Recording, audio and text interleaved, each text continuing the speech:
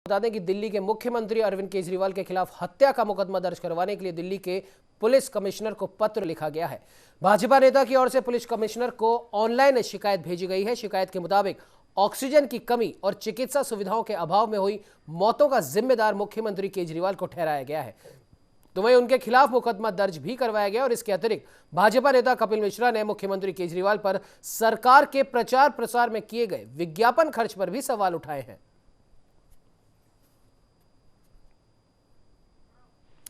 तो वहीं इस खबर पर ज्यादा जानकारी के लिए हमारे साथ में हमारे संवाददाता गौरव शर्मा फोन लाइन पे जुड़ चुके हैं। गौरव, जानना चाहेंगे जिस प्रकार से दिल्ली में इस समय कोरोना संक्रमण के कारण हाहाकार मचा हुआ है, कई परिजनों को अपने अपने परिवार के लोगों को हम कह सकते हैं कि इस कोरोना संक्रमण की वजह से उनकी मृत्यु हो गई, तो हर एक परिवार में हम कह सकते हैं जिन्होंने भी अपने परिजनों को खोया है उन सब के अंदर कहीं ना कहीं गुस्सा है और ऐसा ही गुस्सा निकल कर आया है एक व्यक्ति के द्वारा जिसने मुख्यमंत्री अरविंद केजरीवाल के खिलाफ हत्या का मुकदमा दर्ज करवा दिया। क्या कुछ कहना चाहेंगे गौरव?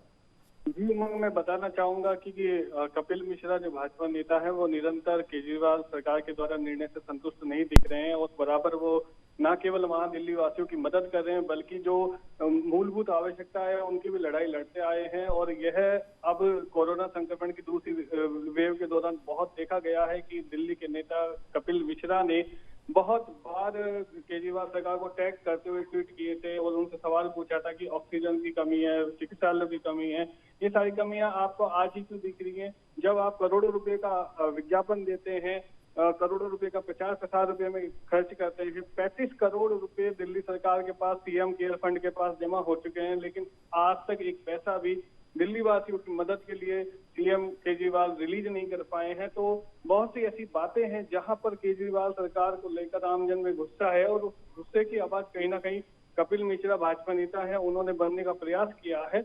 और दिल्ली में अभी हाल ही में जो ऑक्सीजन की कमी से और जो चिकित्सा के अभाव में मौत हुई है उनका जिम्मेदार बताते हुए दिल्ली पुलिस कमिश्नर को एक शिकायत भी भेजी गई है और इसमें साफ कहा गया है कि इनके ऊपर इस हत्या इरादतन हत्या का मुकदमा चलना चाहिए। जी उमंग।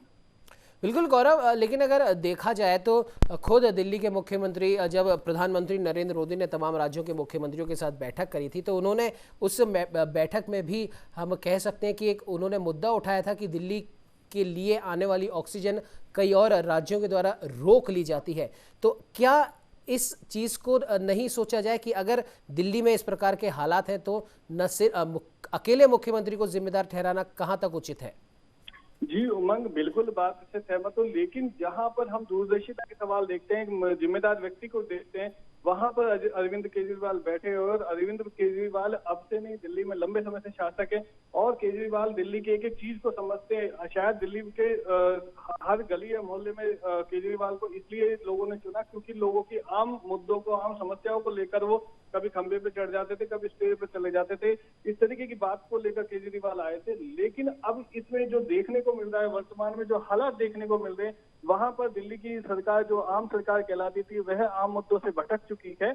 और इसमें क्योंकि केंद्र का रोल बाद में है, पहले दिल्ली की सरकार को यह बताना था कि अगर ऑक्सीजन की आपको कमी है तो आपके पास टैंकर उपलब्ध क्यों नहीं है। जब दिल्ली हाईकोर्ट फटकार लगाती है कि आप टैंकर की व्यवस्था कीजिए, तब दिल्ली सरकार अखबार में विज्ञापन देती है और कहते हैं कि हमें टैंकर चाहिए। यानी कि ऑक्सीजन की कमी से लोग हॉस्पिटल में मर रहे हैं, सड़कों पर लाशें पड़ी हुई हैं और दिल्ली सरकार जो है वो यह बात कह रही है कि हमें टैंकर दीजिए ताकि हम ऑक्सीजन ला सके। तो यह एक जिम्मेदार व्यक्ति अरविंद केजरीवाल को नहीं दर्शा रहा है। जैसे ऐसे दिख रहा है जैसे कोई बच्चा दिल्ली की सीट पर बैठा हो और शासन कर रहा हो, क्योंकि ये सारी चीजें ऐसी हैं, इनमें बहुत ज्यादा एक तरह से एक्टिवनेस होना चाहिए। आम आदमी को समझना चाहिए कि उसकी मूलभूत आवश्यक क्या है और उनको एग्जीक्यूट करने के लिए प्रॉपर चलाना चाहिए। दिल्ली के जो मुख्यमंत्री हैं वो ये बात बार बार बचकानी बात करते हैं कि सेंटर जिम्मेदार है, सेंटर जिम्मेदार है। सेंटर ने 480 मीट्रिक टन ऑक्सीजन प्रोवाइड करवा दी, आप उन्हें लेने जाइए, ये दिल्ली हाईकोर्ट कह रही है कि वो आपके चौखट पे नहीं आएंगे। तो अरविंद केजरीवाल फिर ये कहते हैं कि हमारे पास अब टैंकर भी नहीं है। पहले उनके पास ऑक्सीजन नहीं होती है, फिर उनके पास टैंकर नहीं होते हैं। तो ये कहीं ना कहीं दिल्ली की जनता भी देख रही है और पूरा देश भी देख रहा है कि किस तरीके से गैर जिम्मेदारी दिखा रहे हैं। जी बिल्कुल गौरव, आपने बिल्कुल सही कहा। कहीं ना कहीं अब दिल्ली की जनता भी ये देख रही है, जैसा कि अभी आपने भी बताया। और प्रथम दृष्टया तो दिल्ली के मुख्यमंत्री से ही सवाल किए जाएंगे, जाहिर सी बात है। और पहले से व्यवस्था ना करना, पहले एक तरीके से हम कह सकते हैं कि एक कैजुअल तरीका अपनाना कहीं ना कहीं न सिर्फ दिल्ली में बल्कि तमाम राज्यों को भी काफ़ी महंगा पड़ा है। और जाहिर सी बात है, जैसे कि हमने पहले भी चर्चा करी है गौरव, इस बारे में अब धीरे धीरे अब जनता आक्रोशित हो रही है, जनता में अब गुस्सा धीरे धीरे बढ़ता जा रहा है। और अभी तो ये सिर्फ एक वानगी ही हमें दिखाई दी है। क्या कहना चाहेंगे गौरव?